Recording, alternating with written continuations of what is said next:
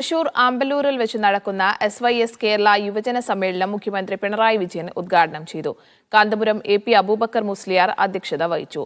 ഭരണഘടനയെ തകർക്കാൻ ഒരു കൊലകൊമ്പനെയും അനുവദിക്കരുതെന്ന് ഉദ്ഘാടന പ്രസംഗത്തിൽ മുഖ്യമന്ത്രി പറഞ്ഞു. 4 ദിവസങ്ങളിലായി നടക്കുന്ന സമ്മേളനത്തിൽ 10,000-ത്തിലധികം പ്രതിനിധികളാണ് പങ്കെടുക്കുന്നത്.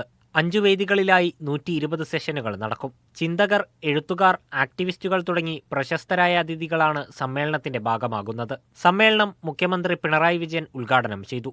രാജ്യത്ത് ന്യൂനപക്ഷങ്ങൾക്കെതിരായ അതിക്രമങ്ങൾ തടയുന്നതിൽ കേന്ദ്ര സർക്കാർ പരാജയപ്പെട്ടെന്ന് മുഖ്യമന്ത്രി ഉദ്ഘാടന പ്രസംഗത്തിൽ പറഞ്ഞു. സംഘപരിവാറിന്റെ ന്യൂനപക്ഷ വിരുദ്ധത ചിലർ കാണുന്നത് മുസ്ലിം ജനവിഭാഗങ്ങളെ മാത്രമേ ബാധിക്കൂ എന്നാണ്.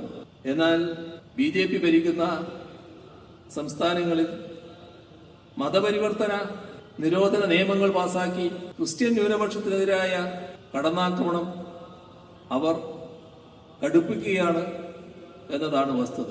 Advocate Haris Beeran MP, KK Ramachandran MLA, SYS സംസ്ഥാന general secretary doctor KP Abdul Hakeem Azhari Kanthapuram തുടങ്ങിയവർ ചടങ്ങിൽ പങ്കെടുത്തു. സമ്മേളനം ഇന്ന് അവസാനിക്കും. മീഡിയ 1 തൃശൂർ.